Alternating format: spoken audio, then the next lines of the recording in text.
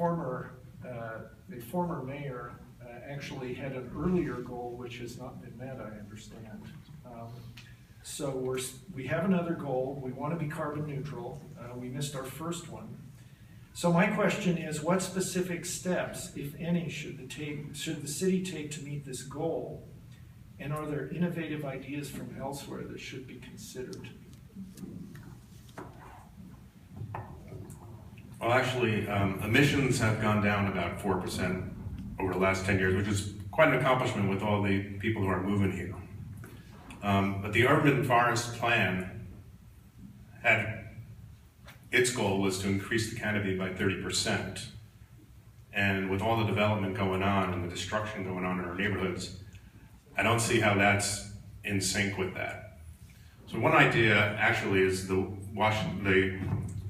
Carbon Washington initiative. It's not a city issue, but something that I support, where you're taxing carbon, and at the same time, you're taking that money, it's a revenue neutral program or initiative, and you're reducing the sales tax. So I think that's one way to reduce our carbon emissions. The two biggest sectors from our carbon emissions, the first is transportation. So a lot of the things we talked about today, we need to keep doing. Things like parking requirements. When we eliminate parking requirements, that means people that want to choose to live a life without a car aren't forced to pay for that parking spot. So those are the types of mechanisms. Investing in transit, absolutely. Making sure that everyone can walk or bike safely if they so choose to. Those are the types of investments we need to continue to make. We also need to be looking at investing in our electric vehicles.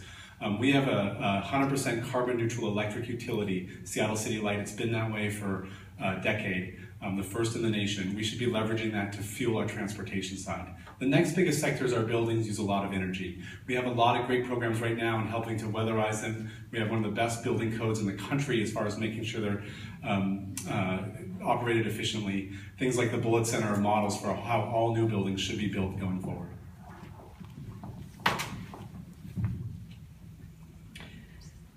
We want to do a lot of building in this town, sidewalks, new housing, new bridges. Those all have a carbon footprint. So every time we build something, not just being energy efficient, we need to look at, are there other things that we can leverage as part of that building to make it more carbon neutral going forward? For example, right now, how many of you have holes in front of your streets for where utilities have been put in? Probably most of us, right? Now we have to replace that entire concrete panel. That's a huge, huge carbon footprint when we do that. There are better ways to put utilities in our streets than we're doing now. As we're building sidewalks through the communities, we should be looking at technologies like that. Other ideas, every community center, every school should have solar panels on it, period. Start there, make that easy, make it a solar cooperative like has been put on this building. Let's make those choices every single day with everything that we do.